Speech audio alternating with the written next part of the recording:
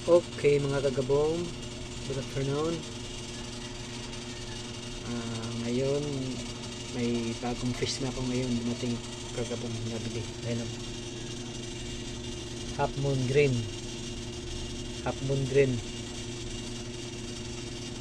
male to mga kagabong. Ayun,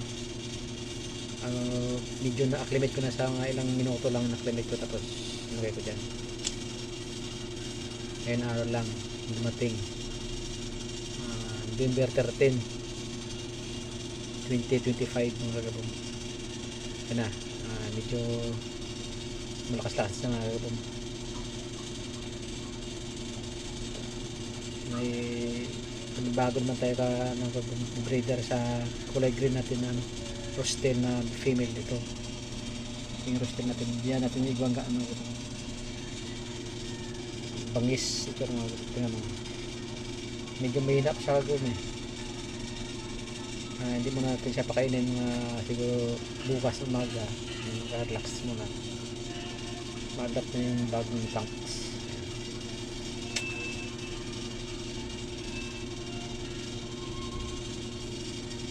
Okay,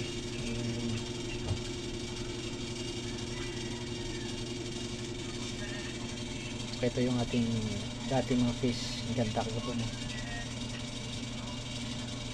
Candy Koi, laki kasi hindi mawala sa atin si Red Dragon na female. Yan ako magagawa, meron na tayo dyan fry sa mga ganito malit pa. Tsaka ito kaguma malaki na, mga 1 month na yung anak ko sa akin. Ito lang di pa mga gagawin kasi ano ko pa ayun, ang ganda mga gagawin.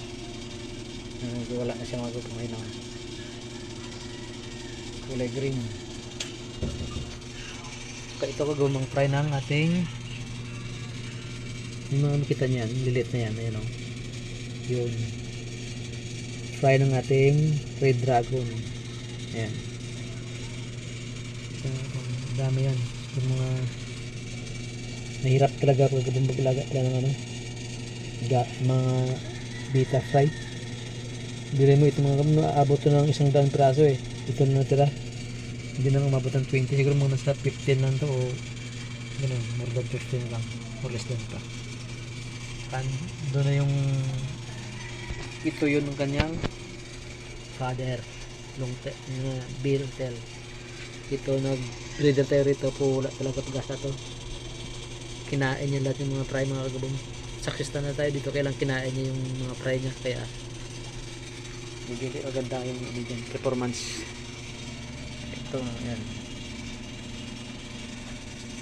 Siyempre hindi mo wala sa atin yung mga gapi natin manliit. Ayan, ito yung mga room. Yan, dito na na-breeding yan mga kabong. Ito, maganda. Ayun, breeding. Yan. Okay, hanggang dito na lang ang ating video mga kapong. Sa sunod naman natin i-update ko lang mga kapong. Yan o. Okay. Ayan o. Match talaga siya dito po. Partner ko dito pag puro green din to green na female to mga kapong, green na may yellow lace. Ganda yan o. Kaiba yung kagom Roostel yan.